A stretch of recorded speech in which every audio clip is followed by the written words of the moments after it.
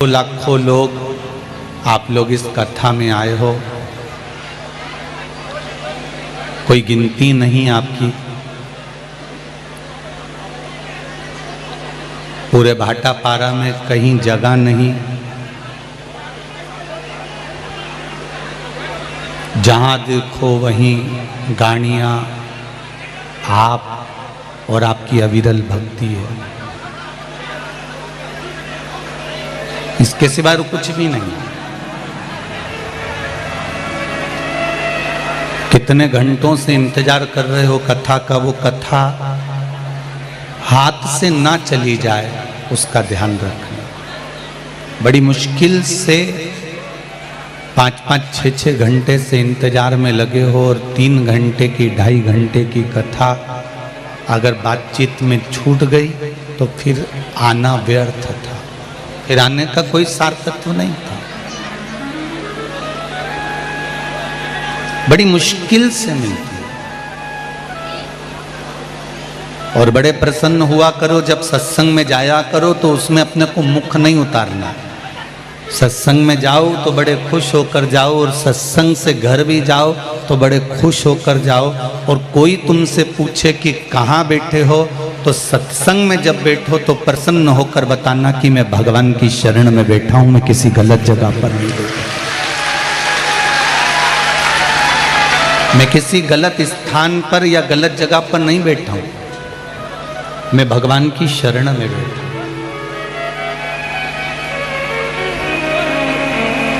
उसकी शरण में, उसके चरणों में भक्ति का एक बल हमारे भीतर जागृत हो जाता है। भक्ति का एक बल।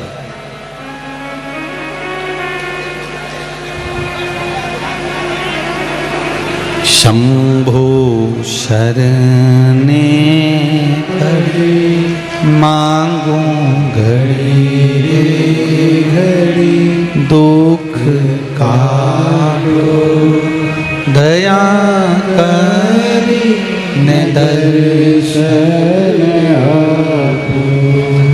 हम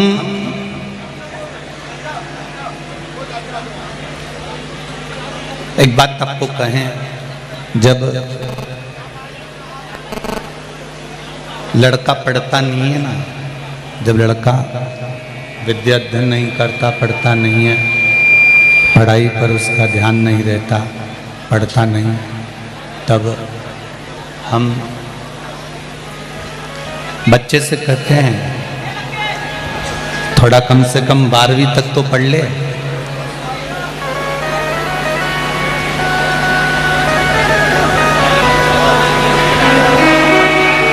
थोड़ा BA BCom तो कर ले, कम से कम 12वीं तक तो पढ़, BA BCom तो कर ले कम से कम। हम उस लड़के को, हम उस बच्चे को बार बार समझाते हैं कि BA कर ले, BCom कर ले, थोड़ा पढ़ ले, अच्छे से पढ़ाई कर ले। कुछ नहीं कर तो कम से कम थोड़ा बहुत तो पढ़ ले।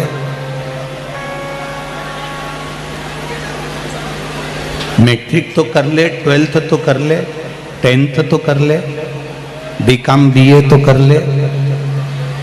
घर के लोग अपने बच्चे को बार बार कहते हैं, बार बार समझाते हैं, बार बार पढ़ाते हैं कि इतना पढ़ ले, इतना पढ़ ले, इतना पढ़ ले।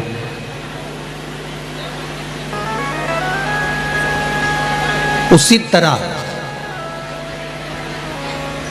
जो गुरु होता है, उसी तरह जो सतगुरु होता है, वो सतगुरु, वो गुरु आपसे इतना जरूर कहता है कि अभी भजन का समय है, मौका मिला है, स्मरण का मौका है, भजन का मौका है, कीर्तन का मौका है, कीर्तन कर लो, भजन कर लो, स्मरण कर लो, ये अभी मौका मिला है।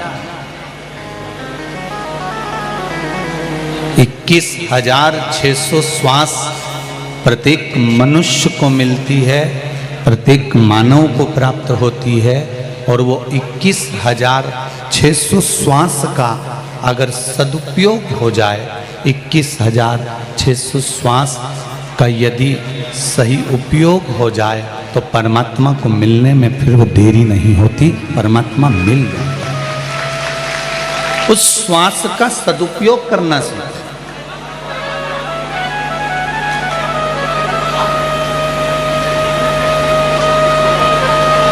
वो श्वास जो मिली है वो बड़ी अनमोल है, वो श्वास जो मिली है वो बड़ी कीमती है।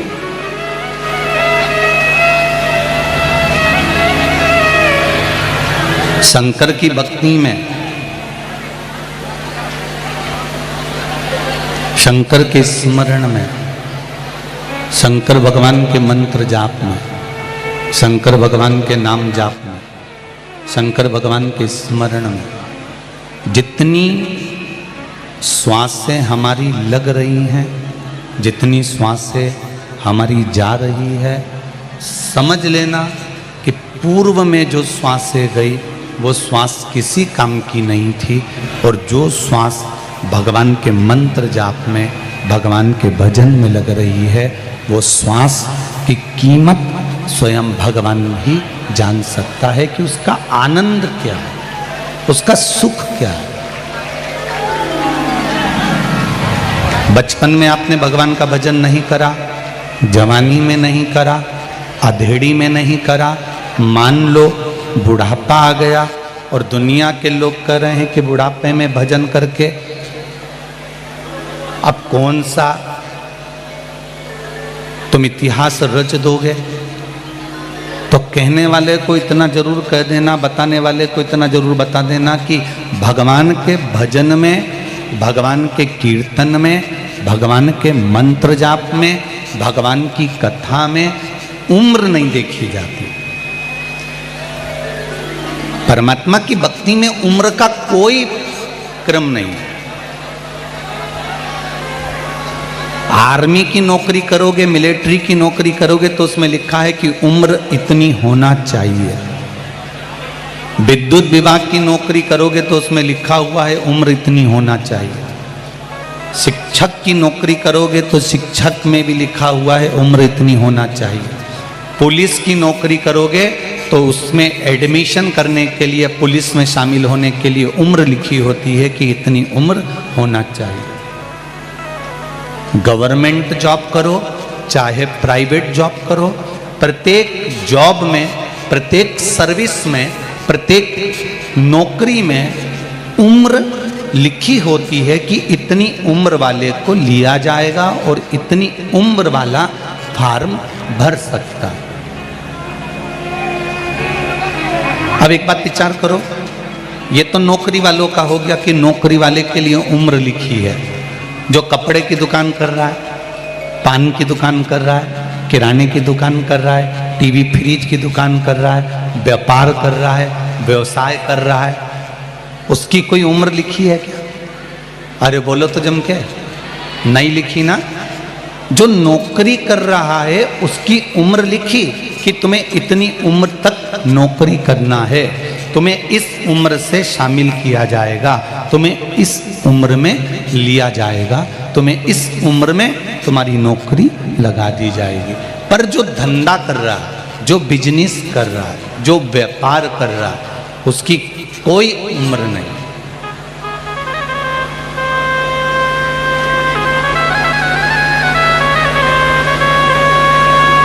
वो जितना समय स्वस्थ है, उसका शरीर जितना काम कर रहा है, जितने समय वो स्वस्थ है उतने समय वो दुकान जा सकता है। बोलो, शरीर अच्छा है जब तक वो दुकान जा सकता है, शरीर ठीक है तो वो दुकान पे जाके बैठ सकता है।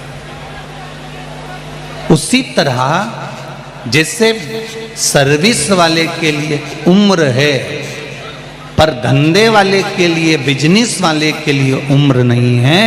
वो जब तक शरीर ठीक है तब तक वो दुकान पर जाकर बैठ सकता है। तो सर्विस वाला सर्विस करता है तो 25,000, 50,000, 60,000, 1 लाख, 2 लाख रुपए महीना कमाता है। उसको निश्चित है कि इतना मिलेगा, इससे ज्यादा नहीं मिलेगा, इससे कम नहीं मिलेगा। पर जो धंधे वाला होता है, बिजनेस वाला होता है, उसकी निश्चितता नहीं रहती। वो कभी तो करोड़ों में कमा लेता है और कभी 10 रुपए कमा लेता है, उसकी निश्चितता नहीं है, उसकी निश्चितता का स्मरण नहीं है। उसी तरह सर्विस वाले को एक निश्चित तनख्वाह मिलती है, पर धंधे वाले को मेहनत कर कर वो अपने व्यापार को उन्नति की ओर लेकर जा सकता है। उसकी तनख्वाह बंदी नहीं होती, वो चाहे जितना कमा सकता है। उसी तरह भगवान की कथा के लिए, भगवान के भजन के लिए, भगवान के स्मरण के लिए, भगवान की पूजन के लिए, भोलेनाथ के स्मरण के लिए, ओम नमः शिवाय के लिए, पंचाक्षर नमः शिवाय के लिए, षडाक्षर ओम नमः शिवाय के लिए, या श्री शिवाय नमस्तुभ्यम के लिए, या शंकर भगवान के अभिषेक पूजन के लिए कोई उम्र नहीं रखी। तुम जिस उम्र में भजन करोगे, जितना भजन करोगे, उतनी भगवान के द्वारा आप इकट्ठा कर सकते हो। आप अपने तेज बल को, आप अपने पुण्य को, आप अपने सत्कर्म को, आप अपने आनंद को बढ़ा सकते। इसको थोड़ा ऊंचा कर दो। आप अपने तेज बल को, आप अपने पुण्य को, आप अपने आनंद को बढ़ा सकते। उम्र अगर है तो केवल नौकरी के लिए, उम्र है तो सर्विस के लिए, पर उम्र धंधे के लिए या बिजनेस के लिए नहीं है। उसी तरह उम्र भगवान के लिए नहीं है। बचपन खेल में खोया, बचपन खेल में खोया, जवानी नींद भर सोया, बुढ़ापा देख कर रोया, सिराने मौत हंसती है। बचपन गया जाने दो, जवानी गई जाने दो, अगर अधेड़ी भी चली गई है तो जाने दो। पर शिव महापुराण की कथा कर रही,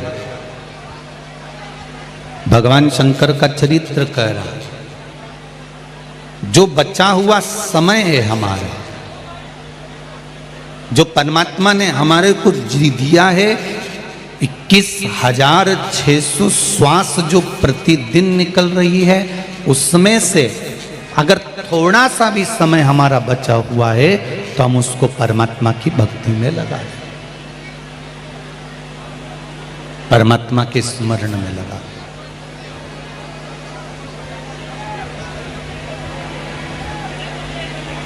मैंने तेरे ही भरोसे, ओ बाबा तेरे ही भरोसे, हवा बिच उड़ती जावांगी, बाबा डोर हटो छठी नाम कटी जावांगी।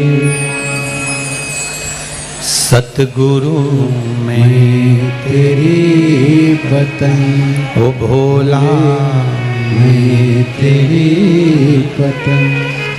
भगवान का नाम, भगवान का जाप, भगवान का स्मरण, भगवान का मंत्र जाप, भगवान का भजन, भगवान का कीर्तन, भगवान के मंत्र का स्मरण, भगवान को एक लोटा जो तुम जल समर्पित कर रहे हो, भगवान को एक बेलपत्र जो तुम समर्पित कर रहे हो, भगवान को एक चावल का दाना जो तुम समर्पित कर रहे हो, वो अपनी चित्त वृत्ति में उतार कर रखना कि वो चढ़ाया गया एक लोटा जल इस मनुष्य देह का मृत्यु लोक में भी उद्धार करता है, और जब हम उस परमात्मा के दरवाजे जाते हैं तो वहां भी उद्धार कर देता है। दोनों जगह तार है।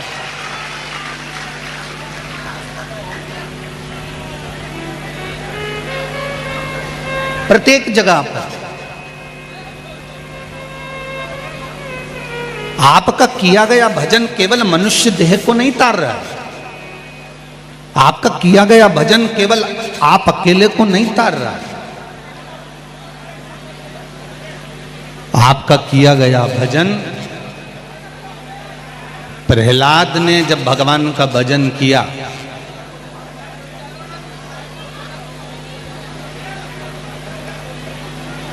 और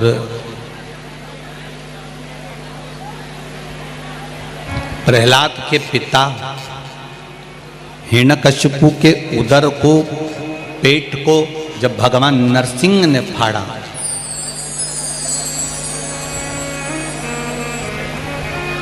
प्रहलाद के पिता मर गए, प्राण छूट गए। प्रहलाद के पिता के प्राण छूट गए, मर गए। प्रहलाद की आंख में आंसू भरे थे और प्रहलाद के नेत्रों में जल भरा हुआ है। प्रहलाद रो रहे हैं, आंख में आंसू भरा हुआ है, रो रहे हैं प्रहलाद।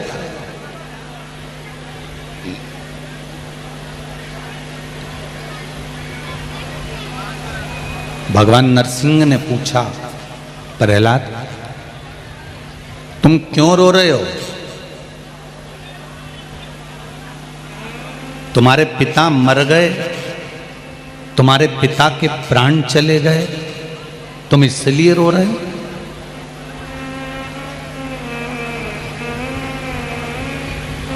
तुम्हारे पिता के प्राण छूट गए, तुम इसलिए रो रहे हो?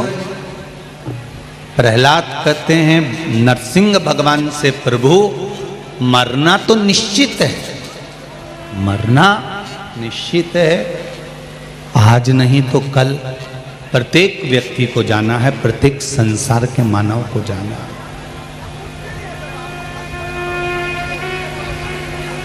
फिर प्रहलाद तुम इतने बड़े ज्ञानी हो कि तुम्हें मालूम है कि संसार से हर व्यक्ति को जाना है, प्रत्येक मनुष्य को जाना है, प्रत्येक मानव को प्राण छोड़कर जाना है, फिर प्रहलाद तुम रो क्यों रहे हो? तुम्हारे रोने का कारण क्या है? पीछे की आवाज बढ़ाइए,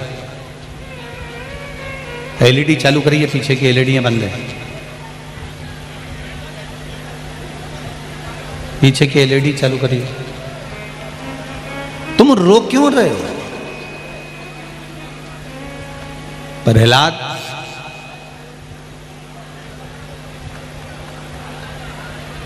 जब तुम्हें मालूम है कि प्रत्येक संसार का व्यक्ति मरेगा, प्राण छूटेगा और उसके प्राण जाएंगे, तो फिर क्यों रोना? प्रहलाद कह रहे हैं, प्रभु मैं रो इसलिए रहा हूं कि मेरे पिता के प्राण छूटे, वो असुर थे, राक्षस थे, असुर प्रवृत्ति थी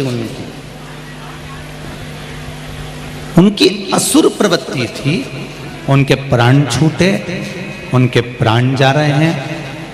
मैं जानता हूं कोई असुर, कोई राक्षस अगर मरता है तो उसको नरक का भोग भोगना पड़ता है, और मेरे पिता को भी नरक का भोग भोगना पड़ेगा, इसलिए मैं रो रहा हूं। भगवान नरसिंह ने कहा, प्रहलाद तुम भूल गए, जिसके घर में 7 पीढ़ी में भी अगर एक कोई पुण्य करने वाला, दान करने वाला, भजन करने वाला, भगवान की सेवा करने वाला, शिव महापुराण की कथा करवाने वाला पैदा हो जाता है, तो उसकी 71 पीढ़ी तो वैसे ही तर जाती है।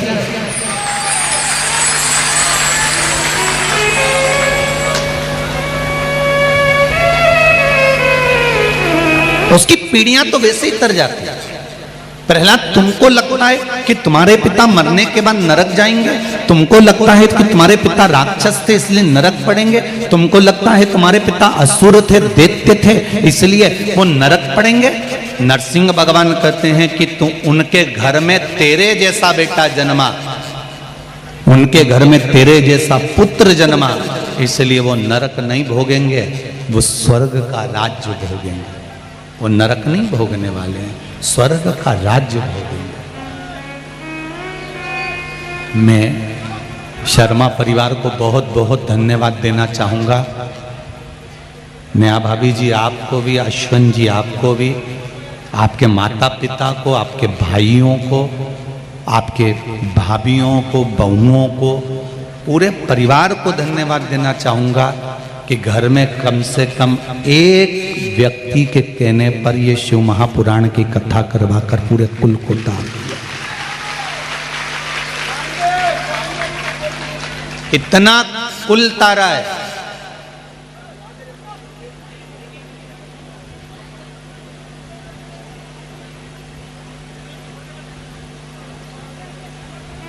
मोटरसाइकिल पे बैठकर 10 किलोमीटर, 50 किलोमीटर, 40 किलोमीटर दूर से पति के साथ एक एक माता एक एक मोटरसाइकिल पे नहीं आई है। मैंने कल देखा था, एक एक मोटरसाइकिल पे कम से कम 3-3, 2-2, 3-3 माताएं किस तरह से बैठकर आ रही थी, कल हम जाते समय देखे।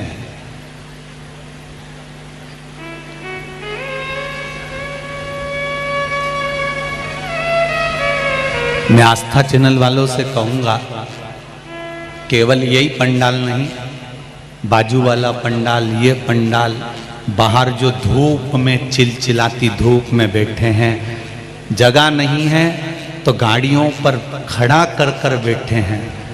कीचड़ है तो मेरी माताएं अपने साथ में दरी और चटाइयाँ ले लेकर आई हैं, अपने अपने गाँव से वो बिछा बिछा कर बैठी हैं।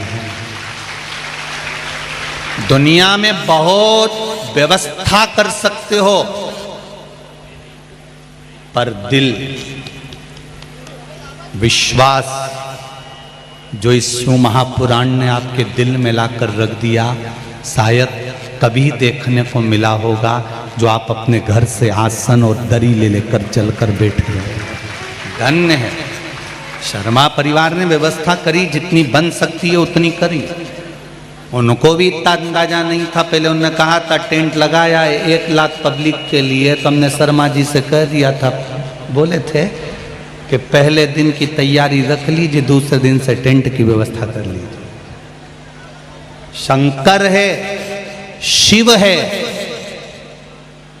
वो बैठता है कैलाश पर तो खुलकर बैठता है, उसका कोई अंदाजा नहीं।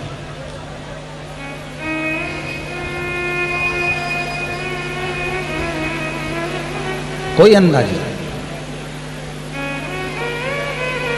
छोटे छोटे माताओं ने, कई माताएं तो अपने घर से चादर लेके आई हैं, चादर, और चादर को 4 डंडे से बांधकर एक उधर पकड़ के बैठ गई, एक उधर, और बीच में बाकी के उनके बच्चे और उनके परिवार वाले बैठे और कथा सुन रहे हैं। धन्य है मेरी माओ, प्रणाम करता हूं आपको, दंडवत करता हूं मेरी जीजियों आपको। छत्तीसगढ़ के रहने वासियों को मेरा बहुत बहुत धन्यवाद है साहब। यहाँ शंकर की कथा को आप लोग लेने के लिए आए हो, शिव तत्व को लेने के लिए आए हो, और ये विश्वास मानकर बैठना मेरी माताओं, जितने दिल से आपने शंकर भगवान को विश्वास कर कर अपने हृदय में, शंकर भगवान को विश्वास कर कर जितने लोग आस्था चैनल पर सुन रहे हैं, जितने फेसबुक को यूट्यूब पर सुन रहे हैं, जितने विश्वास के साथ आपने भगवान शंकर को अपने दिल में बिठाया है, ये विश्वास मानना कि तुम्हारे संकट को भी शंकर भगवान ने दिल से मिटाया है, तुम्हारे संकट को मिटा दिया। एक पत्र आया है, देखिए।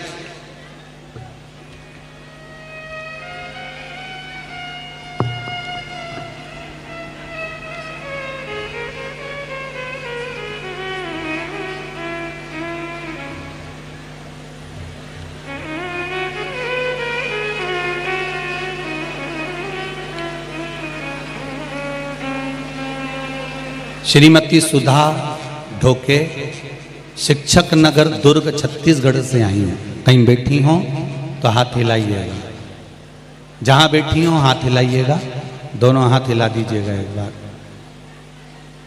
ऐसे हाथ हिला देना तो दिख जाओगे। श्रीमती सुधा ढोके, शिक्षक नगर दुर्ग छत्तीसगढ़ से मैं आई हूँ। कोरोना काल से पहले से हम शिव कथा श्रवण कर रहे हैं। शिवरी नारायण के बाद भिलाई दुर्ग में भी कथा स्थल पर जाकर कथा श्रवण किए हैं। कोरोना की त्रासदी से भयमुक्त होकर घर पर ही नियमित रूप से कथा श्रवण करें। बाबा की कृपा से सारी समस्याएं टीवी पर कथा सुनते ही दूर हो गई। हमारी पुत्री करीब 10 वर्षों से सीए की तैयारी कर रही थी। कितने साल से कर रही है? जम के बोलो जरा। 10 साल से सीए की तैयारी कर रही थी।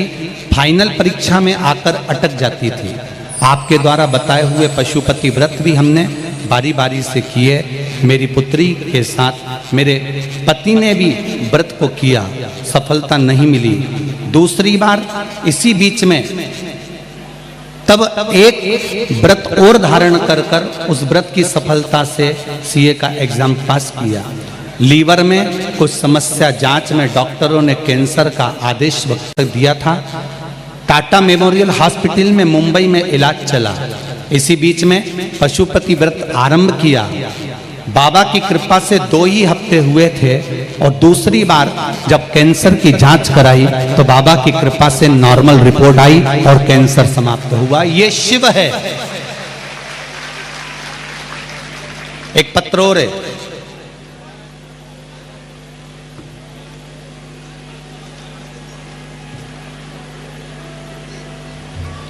मेरा नाम सरिता शर्मा है। मेरा ससुराल मुजफ्फरनगर उत्तर प्रदेश में है। मेरी शादी को 8 साल हो चुके थे, संतान नहीं थी। फिर मेरे ससुर जी आपकी कथा को देखने के लिए प्रेरित किए। गुरुजी 2 साल में आपकी कथा सुन रही हूँ और आपके द्वारा बताए गए पशुपति व्रत को 5 सोमवार किया। पूरे श्रावण मास घी से शिवजी का अभिषेक किया, प्रार्थना की और बाबा की कृपा से मेरे घर में 8 साल के बाद बच्चे ने जन्म लिया। डॉक्टरों ने मना कर दिया था कि तुम्हारे यहाँ संतान नहीं होगी, फिर भी मेरे भोले बाबा ने दिया है। मेरी बेटी का मैं फोटो डाल रही हूँ। हर हर महादेव। ये शिव है।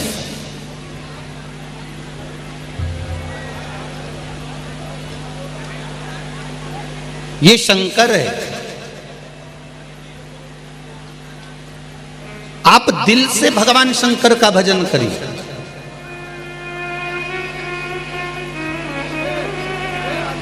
मेरे शंकर भगवान को तुम्हारा दिखावा नहीं चाहिए। मेरी माताओं, फिर निवेदन करूंगा आपसे, मेरे शिव जी को दिखावा नहीं चाहिए।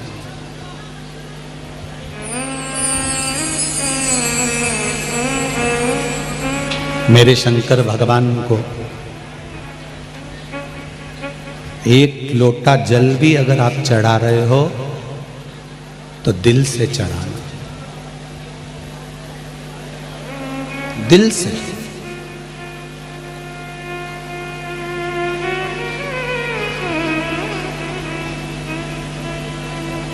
घड़ी देखकर, समय देखकर भगवान का भजन मत करना। भगवान का भजन घड़ी देखकर मत करो। भगवान का भजन ये मन से करो कि घड़ी का समय भी वो बदलेगा।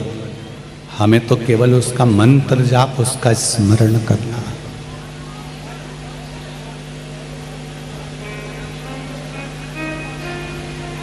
हमें केवल उसका मंत्र जाप करना, हमें केवल उसका स्मरण करना। आप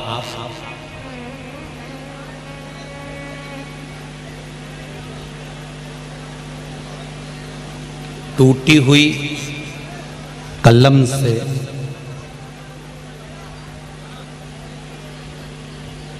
जिस पेन की निब टूट गई हो, जिस पेन का पॉइंट टूट गया हो, जिस पेन की आगे की नोक टूट गई हो, टूटी हुई कलम से आप अपना भाग्य कभी नहीं लिख सकते, उसी तरह दूसरे की जलन से आप अपना भाग्य कभी नहीं लिख सकते। टूटी हुई कलम और जलन ये कभी अपना भाग्य नहीं लिखने देगी। आग लगे बस्ती में, हम हमेशा एक बात कहते हैं कि आग लगे बस्ती में और अपन रहो मस्ती में। किसी की यहाँ 4 4 व्हीलर गाड़ी आ रही है, हमें जलना नहीं है। कोई कितना क्या बोल रहा है, हमें उसका कुछ विचार नहीं करना।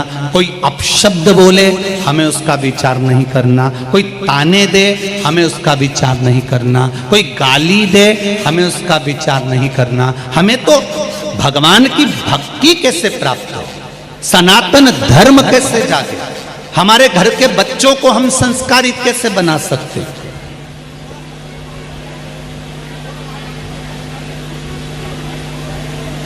एक लड़के ने लिखा है, मेरी जिंदगी बदल दी आपने, क्या दूं मैं आप कथा में आ गए, इससे ज्यादा मुझे कुछ भी नहीं चाहिए बाबू, बहुत है।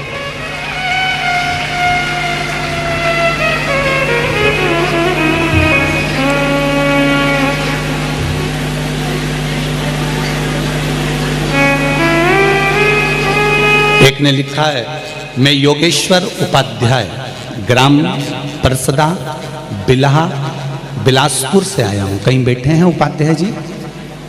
कहीं बैठे हो तो हाथ हिलाइएगा। मैं योगेश्वर उपाध्याय, ग्राम परसदा, बिल्हा, बिलासपुर से आया हूँ।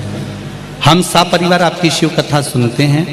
कई लोगों ने पहले हमारा बहुत मजाक उड़ाया कि ये लोग तो पागल हो गए हैं। इसमें लिखा है, योगेश्वर जी जैसे लोग आपका मजाक उड़ाते हैं, ऐसे सीहोर वाले महाराज का तो दुनिया मजाक उड़ाती है।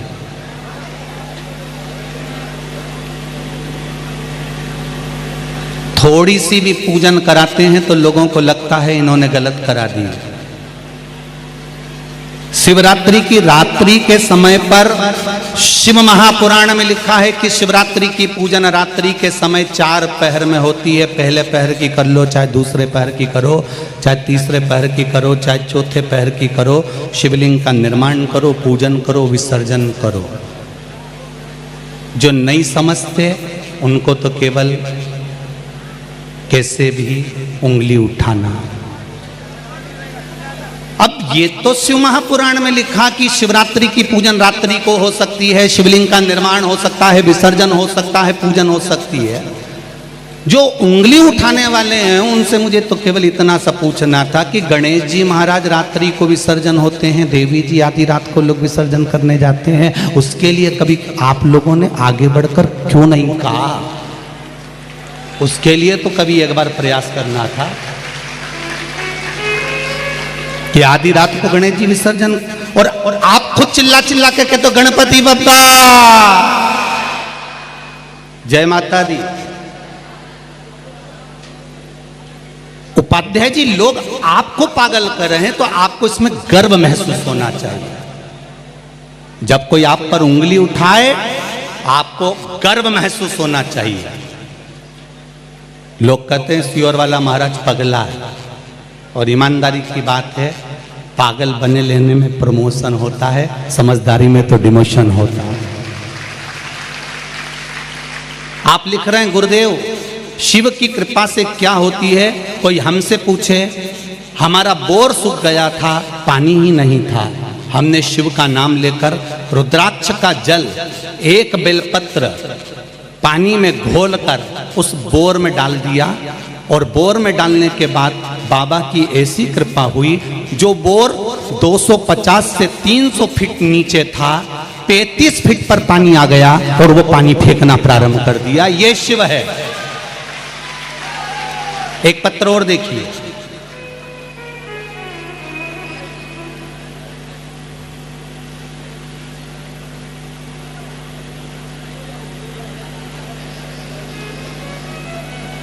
गुरुजी मैं आशुतोष यादव डोंगरगढ़ छत्तीसगढ़ से निवासी हूँ। कहीं बैठे हैं आशुतोष जी? अगर बैठे हो तो हाथ हिलाइएगा। आशुतोष यादव कहीं बैठे हो तो हाथ हिलाइएगा। उधर बैठे हैं क्या? ठीक है, कैमरा चले जाए तो दिखा देना भैया। इधर लेफ्ट में है, पीछे बाहर। मैं जब से शिव महापुराण की कथा सुन रहा हूं, हाले कोसा छुरिया छत्तीसगढ़ में भक्तों को हुआ, भक्तों को पानी पिलाया, तब से गुरुजी मेरे जीवन ऐसा चमत्कार हुआ कि एक समय मैं जो मंदिर नहीं जाता था, केवल मांस और मदिरा में लिप्त रहता था। ना मैं मंदिर जाता था, मांस का भक्षण भी करता था, मदिरा भी खूब पीता था, दिन भर नशे में रहता था। गुरुजी सब लोग चिल्लाते थे पर मैं कभी नहीं सुधरा। आज वहाँ मेरा परिवर्तन हुआ और मैंने मांस और मदिरा दोनों छोड़कर भगवान के मंदिर का स्मरण कर रहा हूँ और अब बाबा ने मेरा हाथ पकड़ लिया। ये शिव है। बैठिए यादव जी, बहुत बहुत धन्यवाद। विराजिए।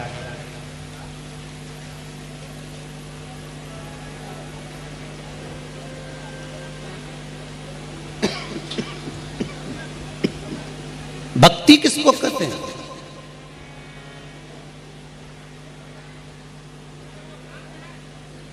विश्वास। मैंने तेरे ही भरोसे,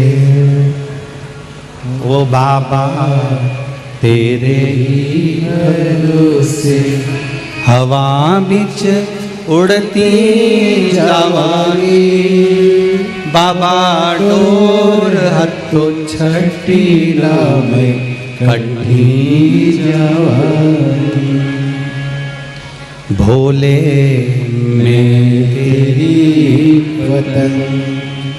आप शिव भक्ति में लगो।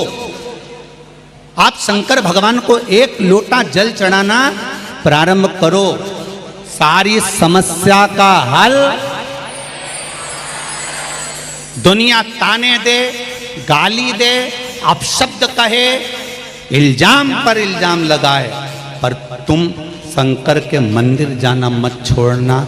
एक निवेदन और है, हमारे बहन भाई अगर दूसरे धर्म की ओर जा रहे हैं तो उनको एक बार खींचकर हमारे शंकर के मंदिर की ओर जरूर लेकर आना और उसको बताना कि शिव भक्ति में क्या है। मत लगाओ इसको, बंद कर, गर्मी आता है, बंद कर। शिव भक्ति में क्या है उनको बता।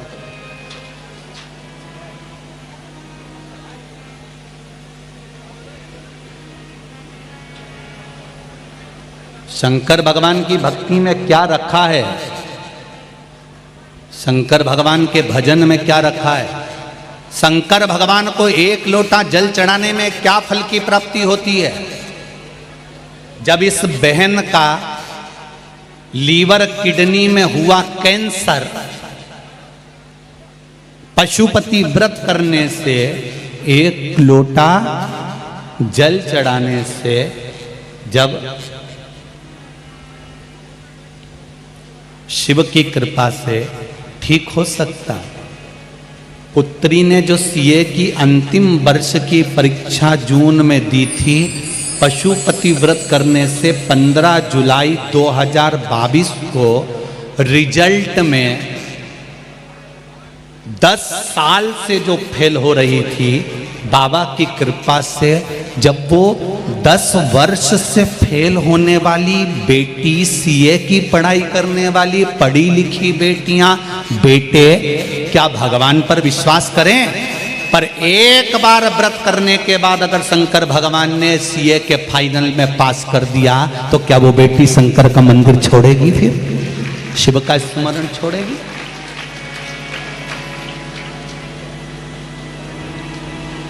दुनिया के लोग पूछते हैं शंकर जी की भक्ति में क्या है।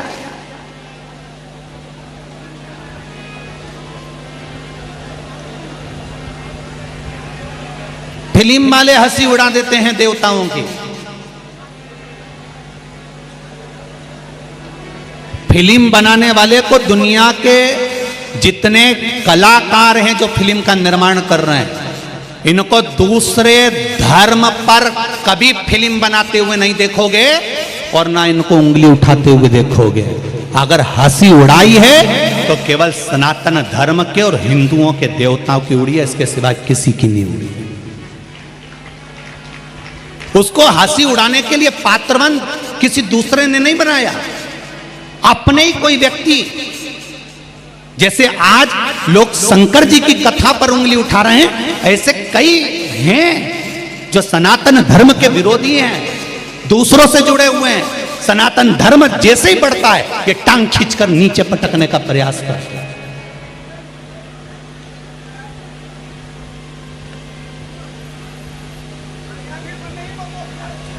अरे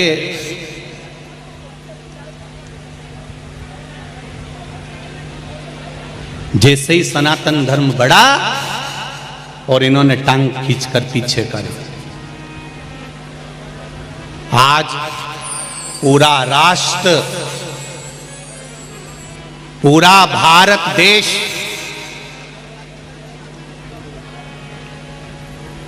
पिचहत्तरवीं वर्षगांठ मना रहा है, अमृत महोत्सव मना रहा है, पूरा राष्ट्र मना रहा है।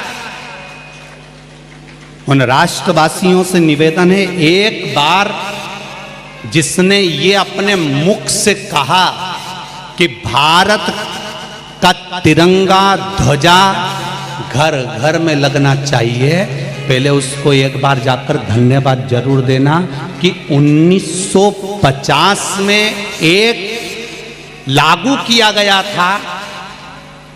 1950 में नेशनल फ्लैग को लागू कर दिया गया था कि अगर ध्वजा लगेगी, तिरंगा लगेगा तो केवल सरकारी बिल्डिंगों पर लगेगा। अगर कोई साधारण व्यक्ति इस ध्वजा को हाथ में नहीं फहरा सकता, इस ध्वजा को अपने घर पर नहीं लगा सकता, अगर ये राष्ट्र की ध्वज किसी के घर पर लगी मिली या किसी भी साधारण व्यक्ति ने ध्वजा फहराई तो उसके ऊपर दंड लग जाता था, उसको सजा हो जाती थी। पर आज सबसे ज्यादा गौरव महसूस करो कि आपके घर घर में भारत का झंडा लग रहा है और भारत का झंडा फहराने वाला कोई विशेष व्यक्ति नहीं है, भारत के झंडे को घर घर में फहराने वाला हम खुद विशेष बनकर फहरा रहे हैं। इसका गौरव महसूस होना है।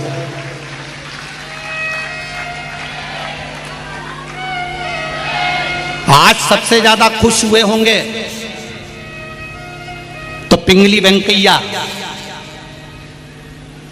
आंध्र प्रदेश के वो स्वतंत्रता संग्राम सेनानी जिनको कहा गया था कि हमारे राष्ट्र का भी एक ध्वज होना चाहिए।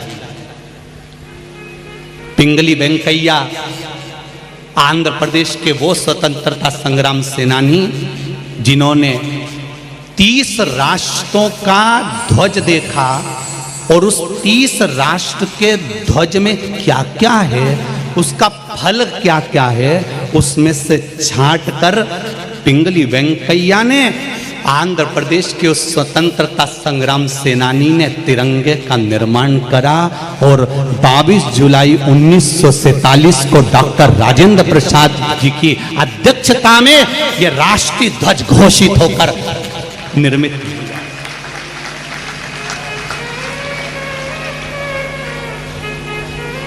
आज भारत वालों को खुशी होना चाहिए, हमारे भारत के शहीदों को सही पुष्पांजलि देना और श्रद्धांजलि देने का तो आज मौका मिला है, जो अपने घरों पर तिरंगा झंडा लहराएगा और भारत माता की जय बोली जाएगी।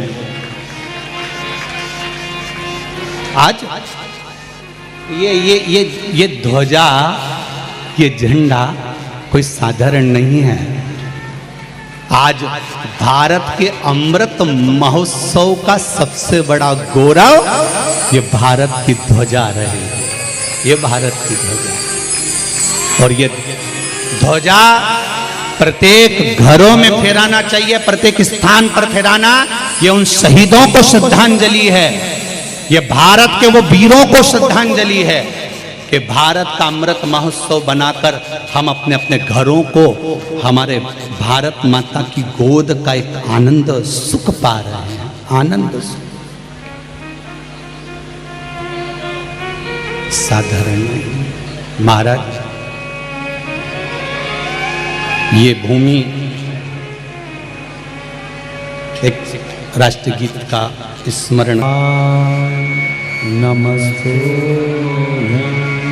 श्री शिवाय, नमस्तुभ्यं श्री शिवाय, नमस्तुभ्यं श्री शिवाय, नमस्तुभ्यं श्री शिवाय, नमस्तुभ्यं।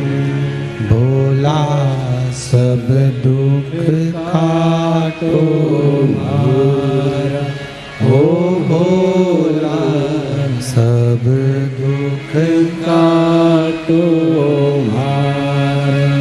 शिव शंकर जपो तेरी माला, भोले बाबा जपो तेरी माला।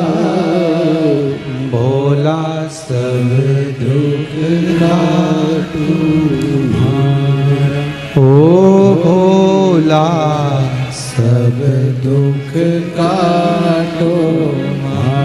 भगवान शिव ओगढ़दानी, त्रिकालदर्शी, कैलाशी, अविनाशी शंकर भगवान की कथा कहती है। जीवन में जो सुख का अनुभव है, भगवान के पावन चरणों का जो रस तत्व है,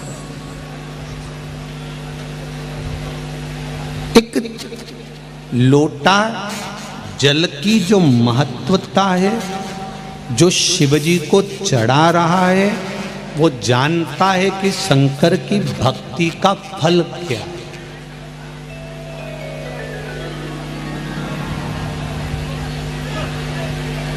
माता पार्वती जी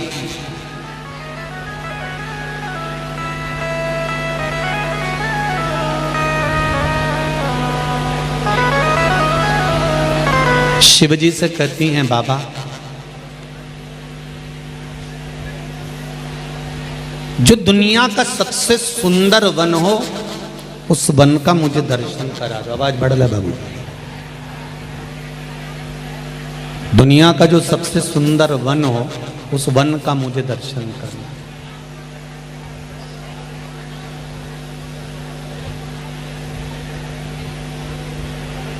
देखिए,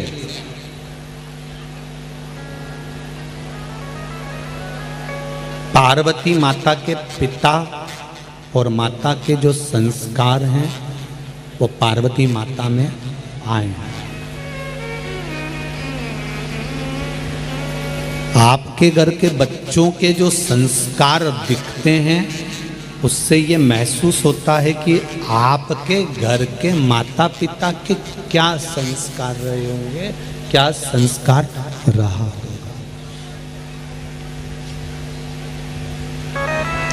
क्या संस्कार है।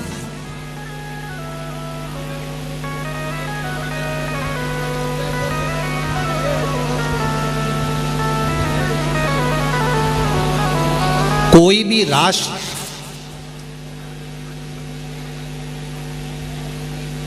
जब तक पराजित नहीं होता, जब तक कि उसकी संस्कृति जिंदा है, उसको कोई हरा नहीं सकता।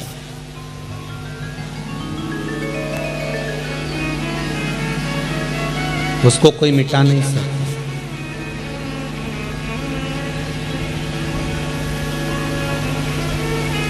भारत भूमि की संस्कृति, भारत भूमि के इस राष्ट्र के जो चार शंकराचार्य चार पीठ में बैठे हुए हैं, इन शंकराचार्यों ने भारत की संस्कृति को जो बना कर रखा है, इसलिए इस भारत माता की संस्कृति इतनी प्रबल है कि इसको पराजित करने के लिए दम चाहिए किसी भी राष्ट्र को इस पर आक्रमण करने। संस्कृति के बल पर राष्ट्र जीवित रहता है। पार्वती माता का संस्कार, पार्वती माता का गला पकड़ रहा बाबू, पार्वती माता का संस्कार, पार्वती माता के जो पार्वती मैया की माताएं हैं, पिता हैं, उनके जो संस्कार हैं वो मिले हुए हैं। इसलिए पार्वती मैया ने कहा कि मुझे जो सबसे सुंदर वन है उस वन में मुझे जाना है, उस वन का मुझे दर्शन करना है।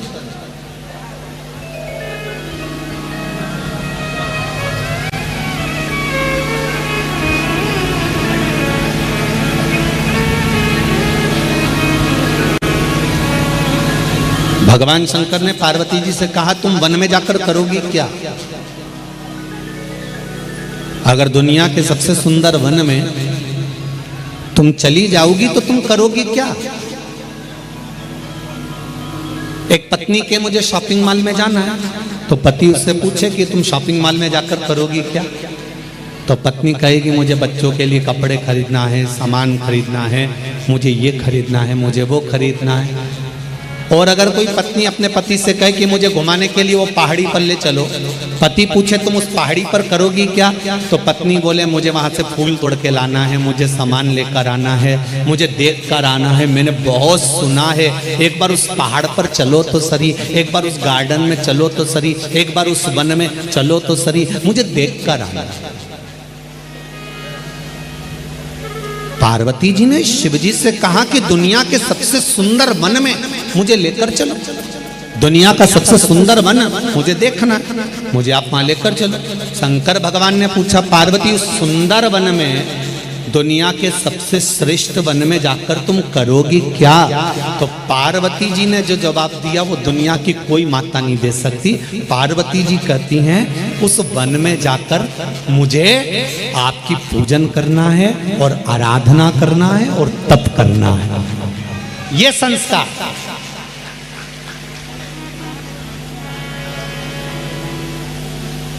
ये हमारे संस्कार बोल रहे हैं, ये हमारी सभ्यता, ये हमारे भाव बोल रहे हैं, ये हमारा संस्कार बोल रहा है।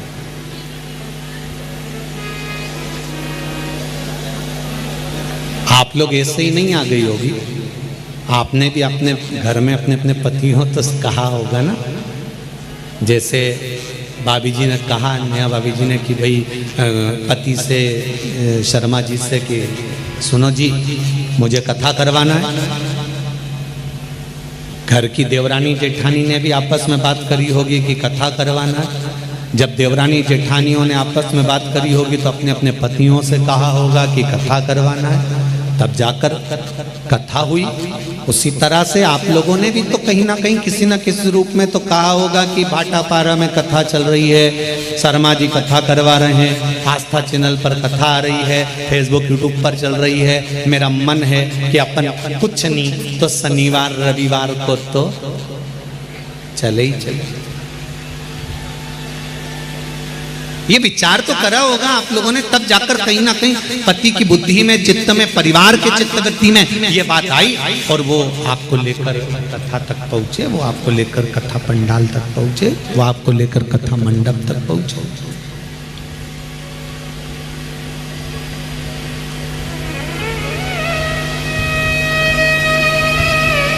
अब दो बात है, पत्नी अपनी सहेली से कह रही है वो तो मैं इनको लेके आ गई, और पति अपने दोस्त से कह रहा है वो तो मैं इसको लेकर, अरे बोलो तो जम के आ गए। पत्नी सोच रही है कि मैं लेकर आई हूं और पति सोच रहा है मैं लेकर आया, पर सही मायने में देखा जाए ना तुम्हारी सामर्थ्यता है ना उसकी सामर्थ्यता है कि शिव महापुराण तक आ जाओ, ये तो भोले बाबा लेकर आए, शंभू बाबा। नहीं तो सावन के महीने में शिव महापुराण की कथा सुनना, सावन महीने में ये कथा बेस थोड़ा कम कर दो बाबू, सावन महीने में ये कथा श्रवण करना, सुनना, और सुनने को मिल जाए, इससे बढ़कर और क्या चाहिए। श्रवण करने को मिल जाए, इससे बढ़कर और क्या चाहिए। शिव की कृपा से, शंकर भगवान की उदारता से,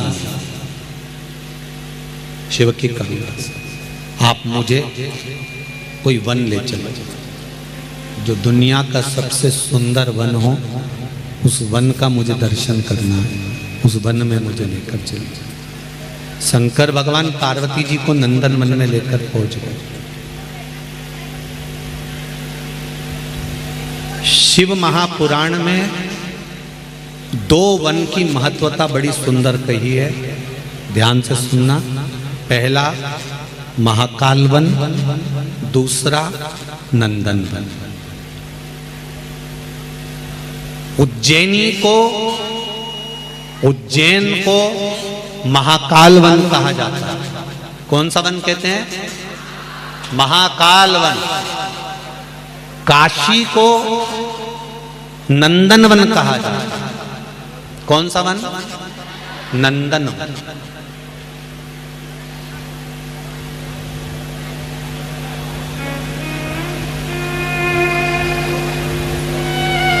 भगवान शिव पार्वती जी को ले गए नंदन वन।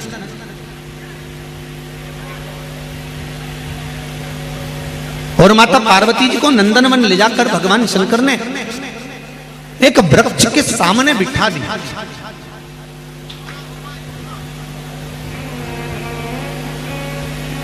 वृक्ष के सम्मुख में बिठाया।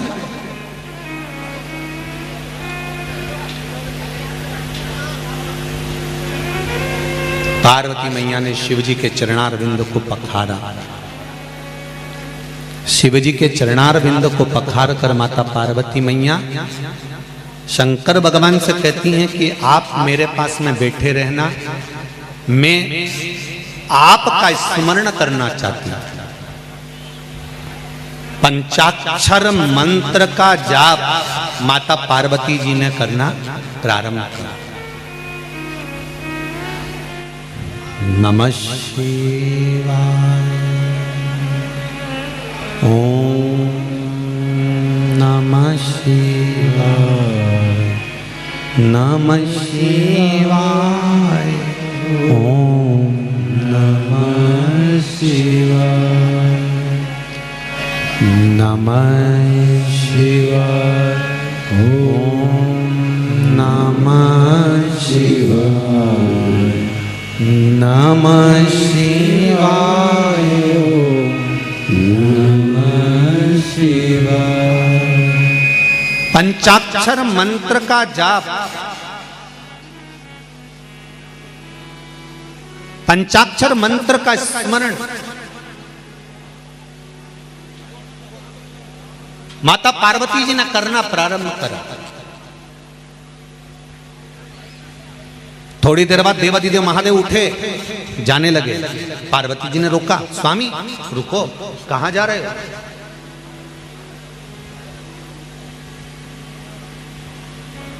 भगवान शिव कहते हैं पार्वती थोड़ा सा मुझे काम है, इसलिए जाना पड़ेगा। तुम जब तक मंत्र के जाप में डूबी हुई हो, मैं तब तक थोड़ा सा भगवान विष्णु से मिलकर आता हूं।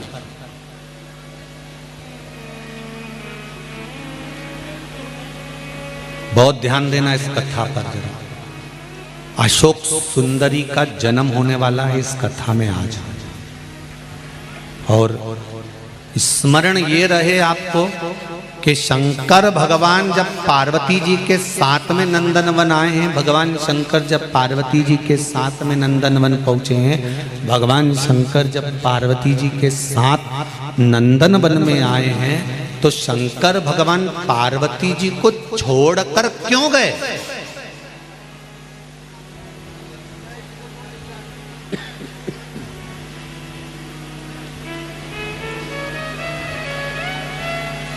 पार्वती जी को छोड़कर जाने की शिव जी को क्या जरूरत पड़ गई?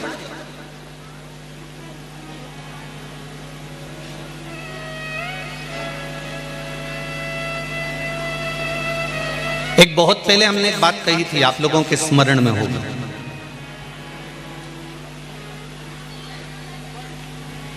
कि कथा सुनने बैठो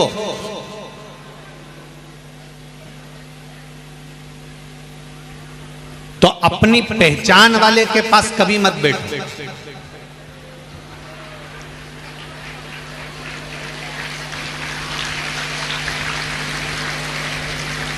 पर यहां हमने कथा के उल्टा देखा है। यहां लोग हाथ हिला के बुला लेते हैं। यहाँ जो अपने परिचित होते हैं ना, पहचान वाले, उनको हाथ हिला के बुलाते हैं।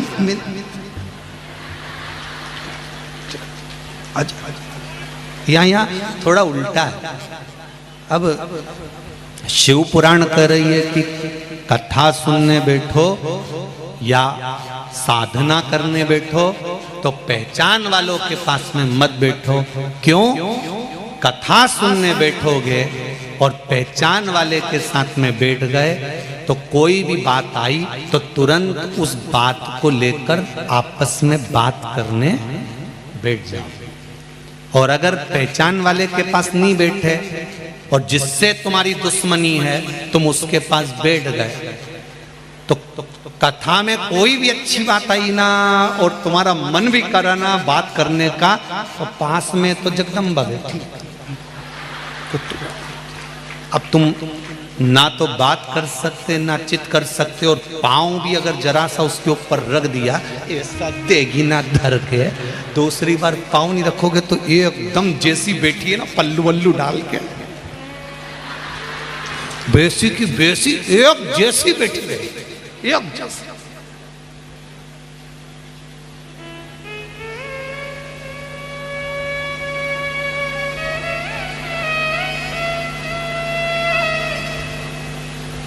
अकेले बैठे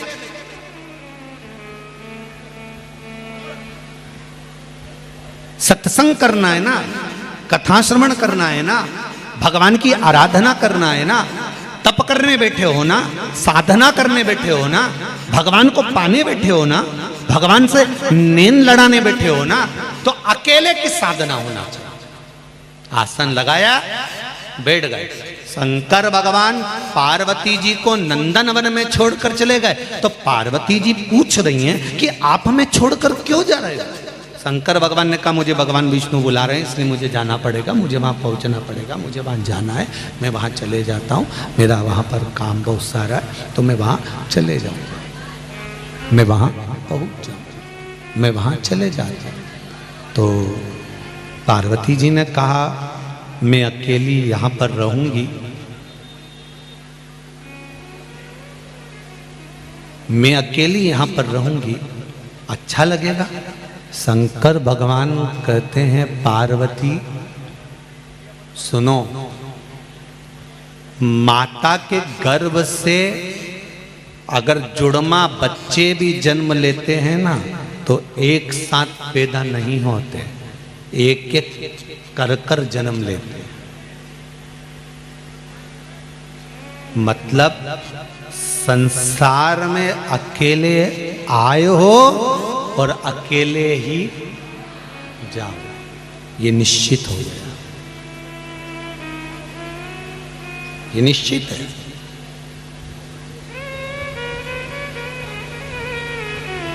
जो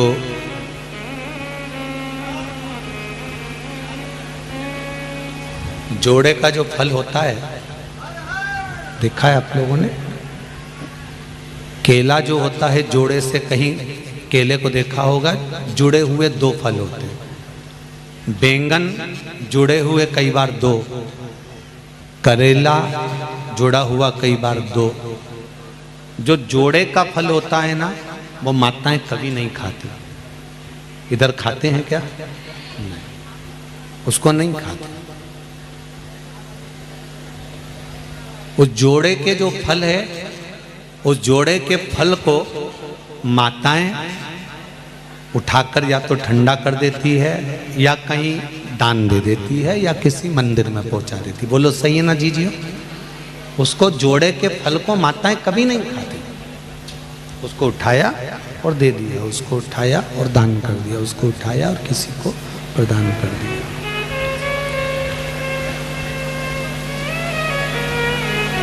क्यों? क्योंकि नंदन वन में भगवान शंकर ने माता पार्वती को जोड़े के फल की महत्वता बताई।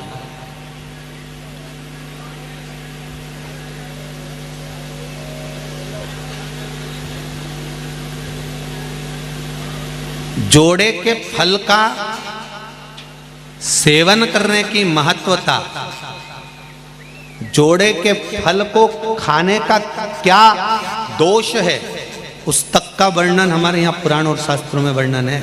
कभी योग लगे तो भविष्य पुराण का थोड़ा सा स्मरण करिएगा। गीता प्रेस गोरखपुर की भविष्य पुराण मंगवाइएगा और उस भविष्य पुराण को थोड़ा सा पढ़िएगा।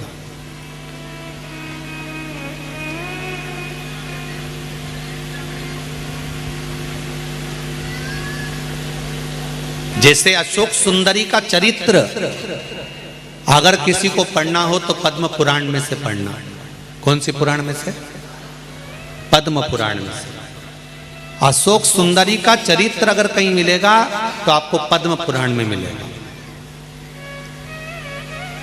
अशोक सुंदरी का पूरा परिवार का वर्णन, अशोक सुंदरी के जो बच्चे हुए भगवान कृष्ण के, भगवान शंकर के जो नाती पंती हुए, अशोक सुंदरी के बच्चे जब नाना के घर में आते थे शंकर भगवान के यहाँ तो कैसे रहते थे।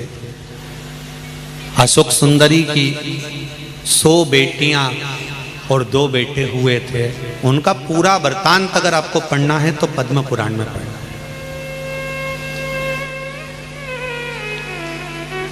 कोई पूछे कि सियोर वाले महाराज ने अशोक सुंदरी का चरित्र शिव महापुराण में बाचा था भाटापारा में, तो ये अशोक सुंदरी का चरित्र तो इसमें शिव पुराण के अंदर कहीं लिखा नहीं, तो कौन सी पुराण में से बाचा? तो आप बता देना।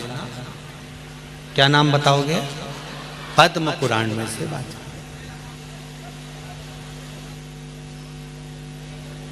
दो फल की महत्वता।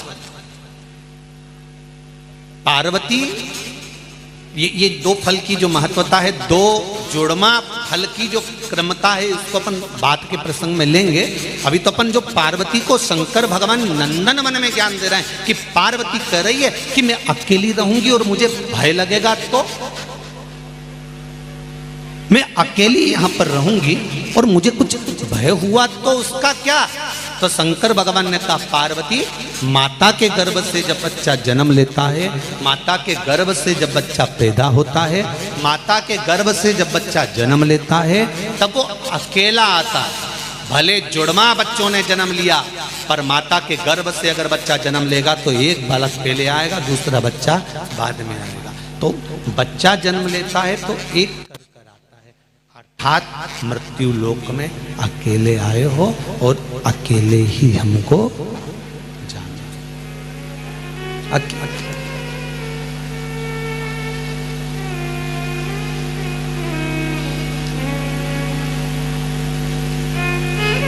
पार्वती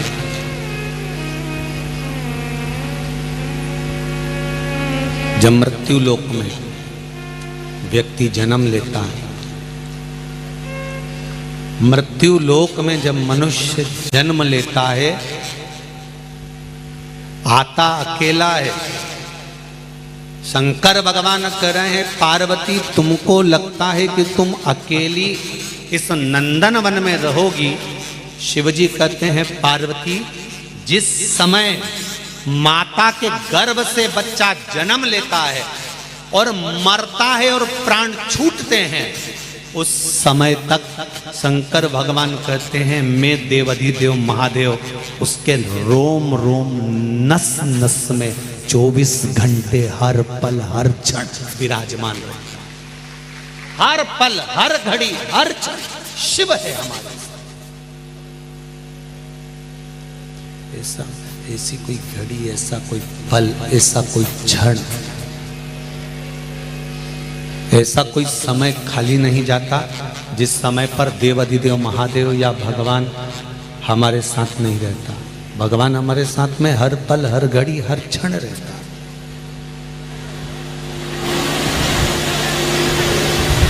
बस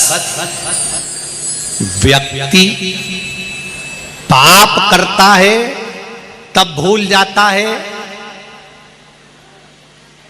कि भगवान है। वो जब पुण्य करता है ना, थोड़ा सा किसी को रोटी खिलाएगा ना तो उसको हमने तो बहुत बड़ा पुण्य कर दिया। आज बेचारा एक बूढ़ा व्यक्ति जा रहा था, भूखा था, तो हमने तो पुण्य कमा लिया, हमने तो पुण्य कर लिया। हमने किसी को गाड़ी पर बिठाकर छोड़ दिया, पुण्य कर लिया। जब वो पुण्य करता है, थोड़ा सा अच्छा काम करता है, तब उसको समझ में आता है कि मेरे को भगवान देख रहा है, मैंने इतना करा, इतना करा, इतना करा, तो भगवान मुझे बहुत देगा। पर जब वो पाप करता है तब ये भूल जाता है कि कोई उसको देख रहा है, वो भी 1000 आंख से देख रहा, बैठ कर देख रहा। अगर उसकी दृष्टि में पुण्य है तो पाप भी है, उसकी दृष्टि में अगर पुण्य दिख रहा है तो पाप भी नजर आ रहा, वो भूल जाता।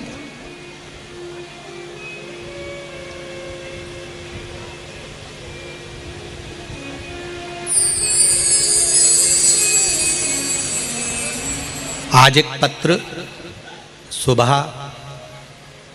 जहां हम रुके हैं वहां एक पत्र आया था। उस पत्र में लिखा हुआ था कि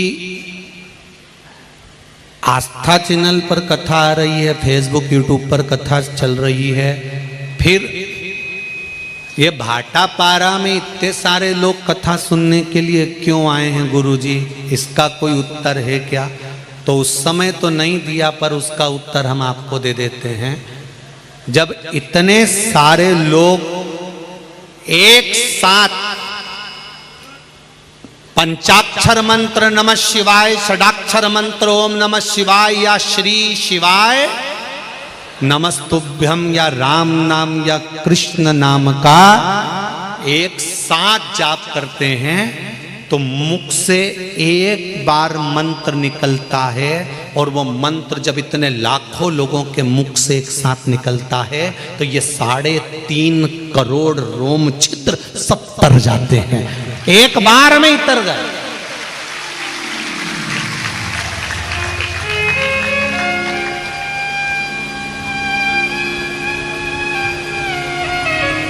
एक डब्बे से नहाना, बाल्टी में पानी भर के डब्बे से नहाना, एक शावर चालू कर लेना, ऊपर से शावर चल रहा है उससे नहाना, और एक कुंड में पानी भरा हुआ है और तुम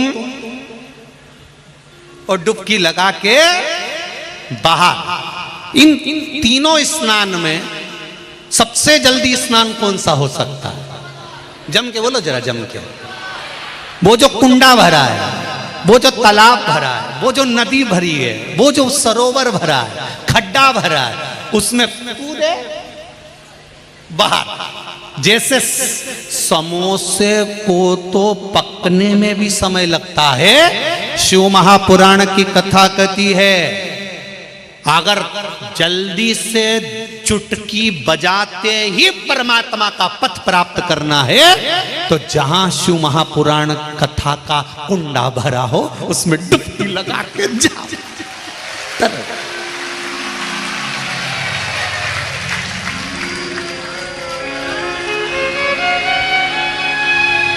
कुंड भरा हुआ है,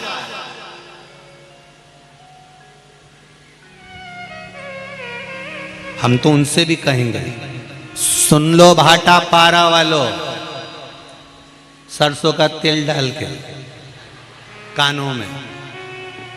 तुम्हें लगता है कि यहाँ पर बहुत भीड़ हो रही होगी इसलिए हम नहीं जा पा रहे, तो भाटा पारा वालों से निवेदन है दिन में कथा में नहीं आ सकते तो रात को यहाँ जो माता बहन भाई बैठकर श्री शिवाय नमस्तुभ्यम सोते हुए आनंद में अपना अपना आसन लगाकर 2-5 हजार लोग यहाँ पर पंडाल में रहते ही हैं तो वो भजन करते हैं। तुम रात को इस कुंडा में नहाने नहीं आ सकते, दिन में नहीं आए तो रात डुबकी लगा के चले।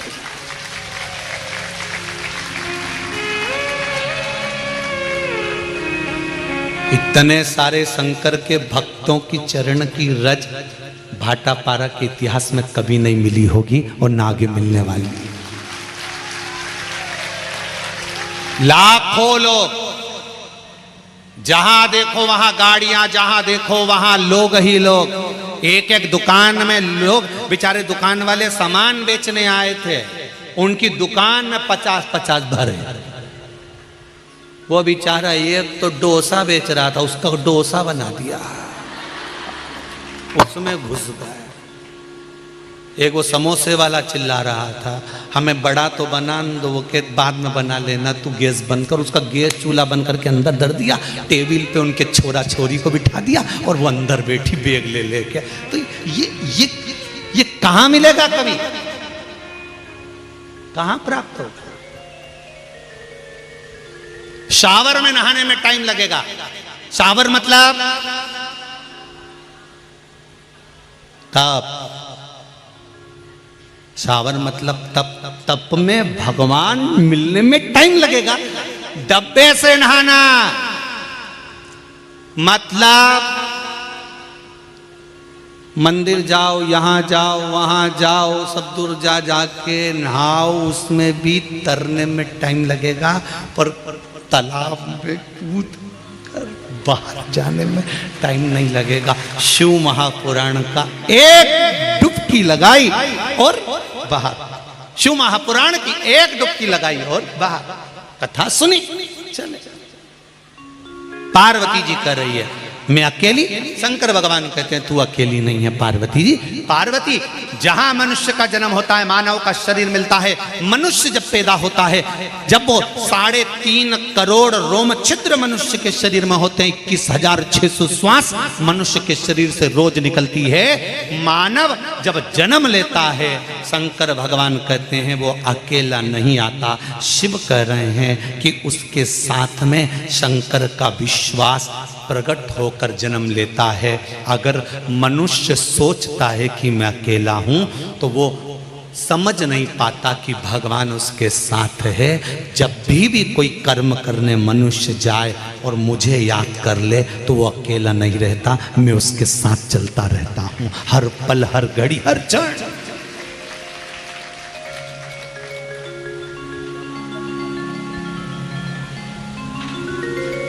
क्षण भी व्यर्थ नहीं जाने देता।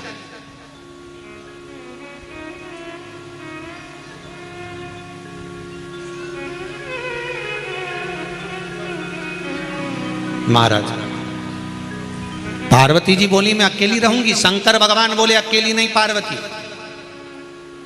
अकेली नहीं हो। आप भी सुन लेना जरा अच्छे से।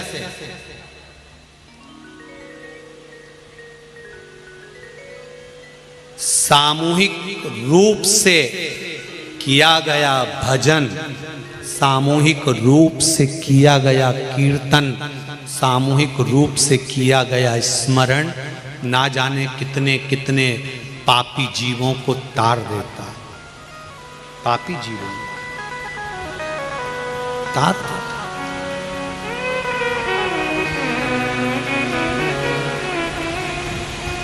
एकांत में अकेले रहकर भगवान की भक्ति को धारण करना, उसको हृदय में बिठा लेना, उस परमात्मा को अपने भीतर प्रकट करने का प्रयास करना कि परमात्मा कहाँ है, उसको देखने का प्रयास।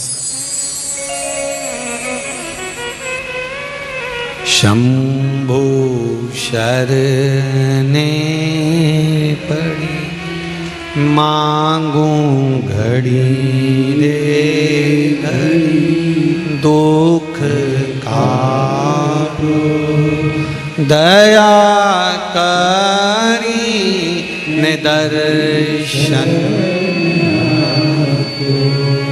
शिव तत्व को जानो।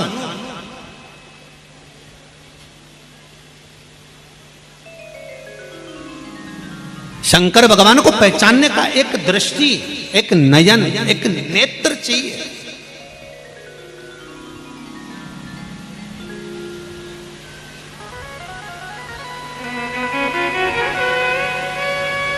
अरे भाई,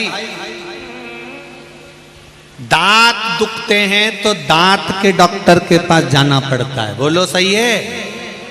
आंखें खराब होए तो बोलते जाओ, आंख के डॉक्टर के पास।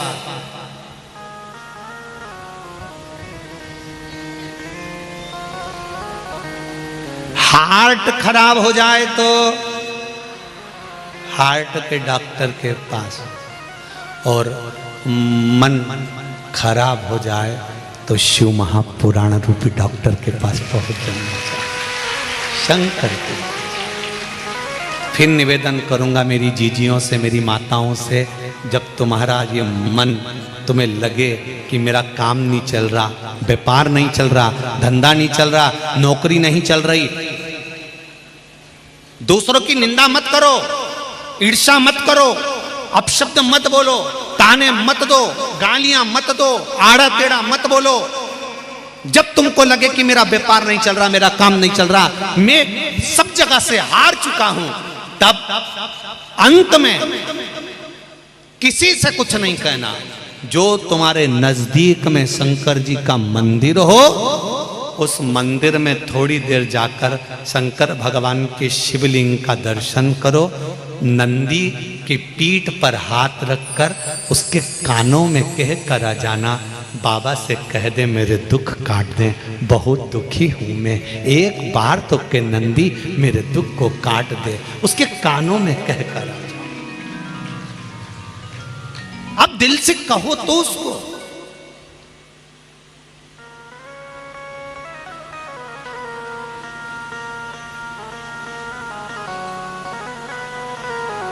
दिल से बोला ही नहीं आपने एक बार भी। दिल से तो तुम केवल अपनी पत्नी से और पति से आपस में बात कर लेती हो, ए जी गुड नाइट। इतने दिल से तुम कभी देवाधिदेव महादेव से बोली हो, भोला ए भोला,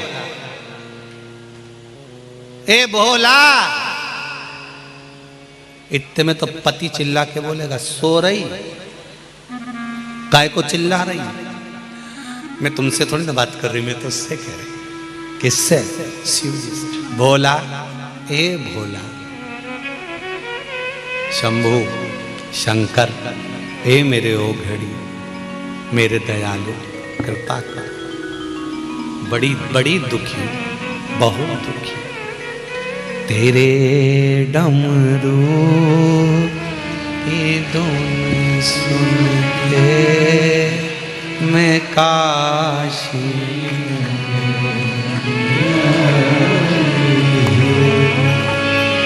मैं काशी नगरी आई हूँ, मैं काशी नगरी आई हूँ। तुम तो सब खड़े हो गए।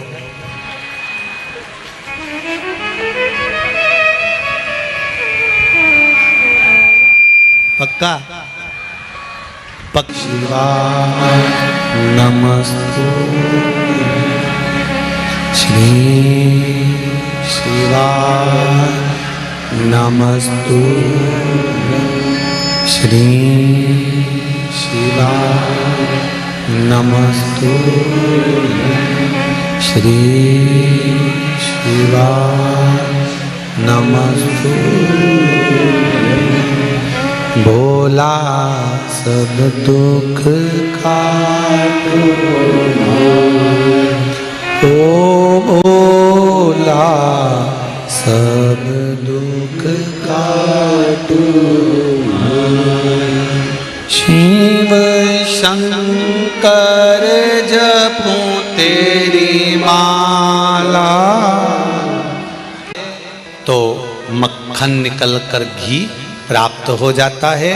उसी तरह जन्म लेने वाले मनुष्य के अंदर परमात्मा जन्म से ही रहता है। थोड़ा सा शिव महापुराण की मथनी से मथा जाता है तो वो निकल कर बाहर आ जाता है कि शिव है। उसको पहचान के नेत्र मिल जाते हैं कि भगवान शंकर है। भगवान शिव है, ये पहचान के नेत्र प्राप्त हो जाते हैं, ये पहचान प्राप्त हो जाती है कि भगवान शंकर है। अच्छा, पहले भी आप लोग शंकर जी के मंदिर जाते थे, बोलो सही है कि गलत है? पहले भी आप शंकर जी का पूजन करते थे, पहले भी आप बेलपत्र चढ़ाते थे, पहले भी आप जल चढ़ाते थे, पहले भी चावल का दाना चढ़ाते थे, पहले भी आप शिव जी का स्मरण करते थे, पहले भी आप पंचाक्षर, षडाक्षर, द्वादशाक्षर, राम नाम, कृष्ण नाम, श्री शिवाय नमस्तुभ्यम पहले भी जपते थे। पर अब ऐसा क्या है कि हम पशुपति व्रत करते हैं, हम एक लोटा जल चढ़ाते हैं, हम बेलपत्र चढ़ाते हैं और बाबा हमारी सुन लेता है। उसका कारण क्या है? दूध में घी पहले से था, बस थोड़ा सा शिव महापुराण ने मत दिया, तुम्हारे भीतर विश्वास और ज्यादा जाग गया। अब भगवान को प्रकट होने में देरी नहीं लगती, तुरंत प्रकट हो जाए। उसके प्रकट होने में देरी नहीं लगती, तुरंत हो जाता।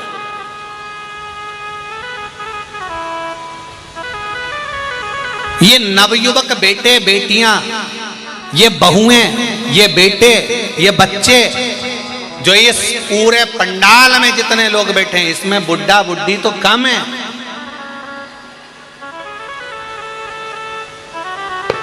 सत्तर, 75, 80, 90 और 100 साल वाले तो यहाँ कम है। यहाँ आपको मिलेंगे तो 60 के नीचे के ढेर लगे हुए हैं, जहां देखो।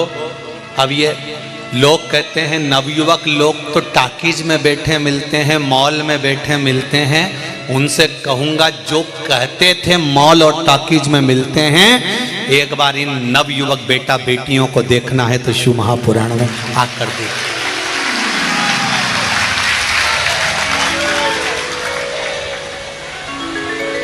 बदला है मेरा राष्ट्र। जो सनातन धर्म को लोग खींचकर बीच में से तोड़ना चाहते थे, जो सनातन धर्म को लोगों ने बर्बाद करने का विचार कर लिया था, शिव महापुराण ने उस सनातन धर्म को फिर जोड़ दिया, पुनः वापिस स्थापित कर दिया। कितनी खुशी होती होगी, जरा देखिए। टीवी का एक एक चैनल खोलकर देखना, हर चैनल पे शिव पुराण सुनने को मिल रही होगी। एक एक गांव में जाकर देख लो, जो पंडित जी वास्ता मिलेगा, अखबार खोलोगे और शिव पुराण मिलेगी। कभी सोचा था, कभी जिंदगी में विचार करा था कि एक लोटा जल चढ़ाने से क्या शंकर जी राजी हो जाएगा? एक लोटे जल से क्या शिव प्रसन्न हो सकते हैं?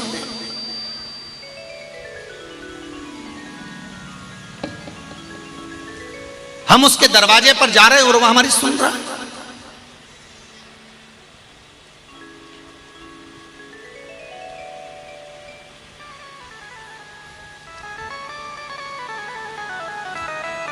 कल हम आशीष से कह रहे थे, आशीष कि कुबेरेश्वर धाम 12 ज्योतिर्लिंग के बीच में बाबा ने अपने आप बनवाया। तो हमने आशीष से कहा, आशीष एक बात तो है, कुबेरेश्वर धाम की कुछ भूमि की महत्वता तो है, जहाँ का कंकर शंकर है, जहाँ लोग जाते हैं दिल से कहते हैं और लोग का मन आनंद में भर जाता है। हर जगह से 1% तो बढ़कर कुबेरेश्वर धाम का फल है। जब हम बैठे बैठे अंदाजा लगा रहे थे तो किसी भाई ने भेजा नेट पे सर्च कर कि कुबेरेश्वर धाम से उज्जैन की दूरी, कुबेरेश्वर धाम से ओमकारेश्वर की दूरी, कुबेरेश्वर धाम से काशी की दूरी एक बढ़कर ही मिली। कुबेरेश्वर धाम से उज्जैन जाओ तो 151 किलोमीटर है। कुबेरेश्वर धाम से ओमकारेश्वर जाओ तो 211 किलोमीटर है। कुबेरेश्वर धाम से काशी जाओ तो 821 किलोमीटर है। जिस 12 ज्योतिर्लिंग में कुबेरेश्वर धाम से हम खड़े होकर माप निकालते हैं तो 0 नहीं आता है, एक बढ़कर ही आता है। या तो 151 मिलेगा, 121 मिलेगा, 111 मिलेगा, 151 मिलेगा, पर 0 नहीं आता। कुबेरेश्वर धाम से जहां जा रहे हैं 12 ज्योतिर्लिंग पर, वहां एक बढ़कर मिलता, एक बढ़ जाता।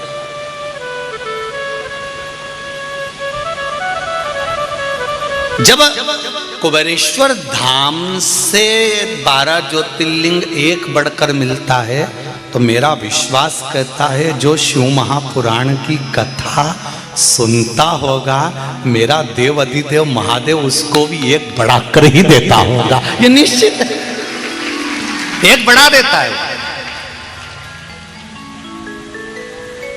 और हमने देखा इंदौर में बढ़ बढ़ के मिला है। उनने पशुपति व्रत करे थे एक बच्चे के लिए, तुमने देखी थी इंदौर की कथा? कितने दिए भगवान? 3।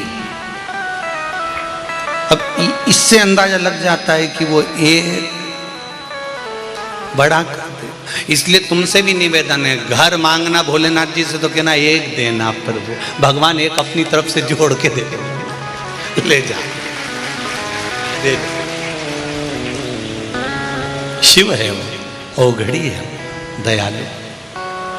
तेरी कृपा बिना न हिले एक भी अणु, लेते हैं श्वास तेरी कृपा से तनु तनु। उसकी कृपा हो, दया हो, उदारता हो, इससे बढ़कर सुख और क्या चाहिए? शिव महापुराण की कथा कहती है पार्वती मैया शंकर जी से कह रही मैं अकेली रह जाऊंगी। शंकर भगवान कहते हैं अकेली नहीं पार्वती, तुम बैठो तब साधना करो। पार्वती जी ने पूछा अगर अकेली रही और मेरा चित्त ना लगा तो? शंकर भगवान ने कहा सामने कल्प वृक्ष है, सामने का वृक्ष है, तो उससे जो मांगेगी वो मिल जाएगा। पार्वती मैया जब अकेली रहने लगी, तप करने में बैठ गई, साधना करने में बैठ गई। उसी समय पर पार्वती मैया को लगा कि मैं अकेली हूं, तो सामने जो वृक्ष था उस वृक्ष के आगे पार्वती जी ने हाथ जोड़ लिया और अपने शीश को नवा दिया। हाथ जोड़कर क्या नवाया? शीश।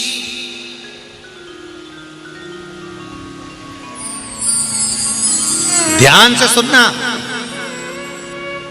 एक वृक्ष के आगे पार्वती मैया अपना शीश झुकाती है और वृक्ष पार्वती जी को एक सुंदर कन्या दे देते हैं जिसका नाम, जम के बोलो जरा, अशोक सुंदरी है। एक सुंदर कन्या मिल जाती है वृक्ष को शीश झुकाने से। बहुत हंसते हैं दुनिया के लोग, बहुत हंसते हैं। बताओ पीपल के पेड़ के नीचे दिया लगाने से कुछ होता है? आंवले के वृक्ष के नीचे दिया लगाने से कुछ होता है? बेलपत्री के वृक्ष के नीचे दिया लगाने से कुछ होता है?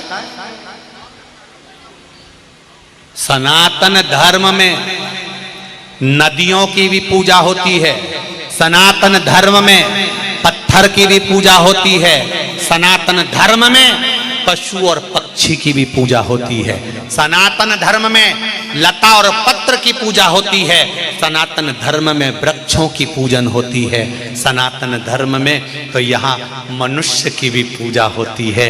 ये वो सनातन धर्म है जिस धर्म के आगे सब नतमस्तक है।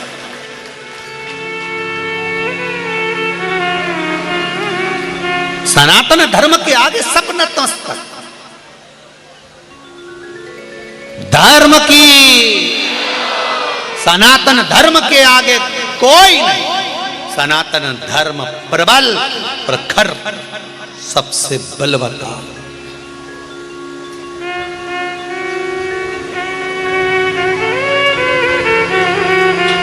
ध्यान दो, माता पार्वती जी ने हाथ जोड़ा, सिर नवाया और उस वृक्ष ने एक सुंदर कन्या पार्वती जी को दे दी जिसका नाम अशोक सुंदरी था। तो क्या किसी के आगे सिर झुकाएंगे, वृक्ष को प्रणाम करेंगे, पीपल वृक्ष हो, आंवले का वृक्ष हो, बट वृक्ष हो, बेलपत्री का वृक्ष हो, सिद्ध वृक्ष हो, सिद्ध वट हो, हम अगर प्रणाम करेंगे तो क्या हमको नहीं देगा?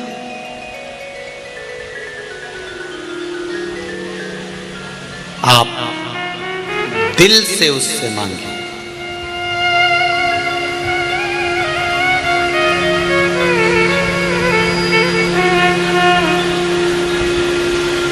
आप दिल से उससे प्रार्थना करिए, आप दिल से उससे निवेदन करिए। जब आप दिल से प्रार्थना करेंगे, दिल से निवेदन करेंगे, दिल से उससे कहेंगे, वो स्वीकार करेगा स्वीकार। आप में से कितने लोग हैं जो शिव मंदिर जाते हैं और जाकर एक लोटा पानी चढ़ाते हैं, पर दिल से चढ़ाते हैं? उठाओ जरा हाथ। दिखावा तो नहीं करते? मन से जाते हो ना? रख लो हाथ नीचे, दिल से जाइए।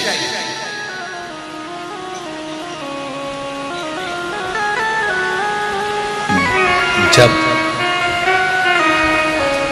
पार्वती मैया ने हाथ जोड़ा वृक्ष के सामने, शिव जी कहकर गए थे, पार्वती इससे जो मांगेगी वो मिल जाएगी। हाथ जोड़ा, निवेदन करें, आप कृपा कर दो, आप दया कर दो। एक बेटी पार्वती जी के एकांत को समाप्त करने के लिए, शोक को दूर करने के लिए अशोक सुंदरी प्रकट। उसके नाम के आगे लगा है सुंदरी। सुंदरी का मतलब है इतनी सुंदर, इतनी सुंदर, इतनी सुंदर कि नंदन वन में जब अशोक सुंदरी का प्रागट्य हुआ तो चारों तरफ प्रकाश ही प्रकाश हो गया था, चारों तरफ आनंद ही आनंद हो गया। शिव पुराण कहती है, बेटा एक कुल को तारता है और बेटी दो कुल को तारती है। बेटी दो कुल को। बेटे के जन्म से जितना प्रकाश नहीं होता, शिव पुराण कर रही है, उतना प्रकाश आपके घर में अगर बेटी का जन्म होता है तो चारों तरफ आनंद की लहर हो जाती है, प्रकाश ही प्रकाश हो जाता है। गरीब से गरीब व्यक्ति के घर में भी अगर बेटी का जन्म होता है तो बेटी अपने भाग्य से अपने पिता के भाग्य को बलवान बना देती है। पिता के भाग्य को प्रबल बनाने वाली हैं बेटियां, प्रबल, पिता के भाग्य को प्रबल।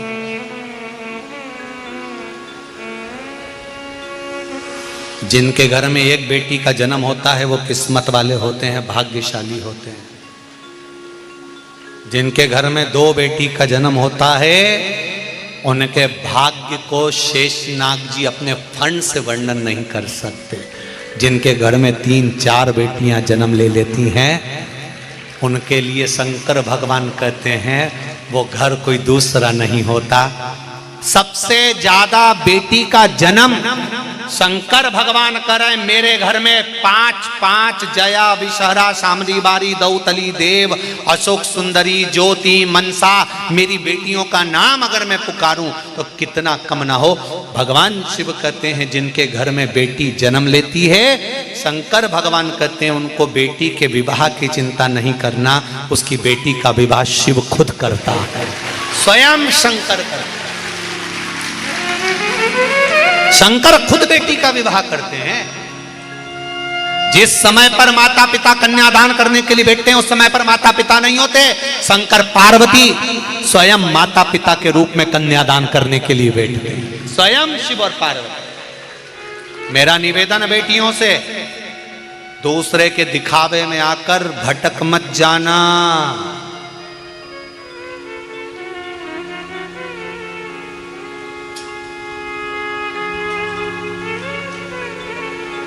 एक बात कहना चाहता हूं, अगर आपको बुरी नहीं लगे तो।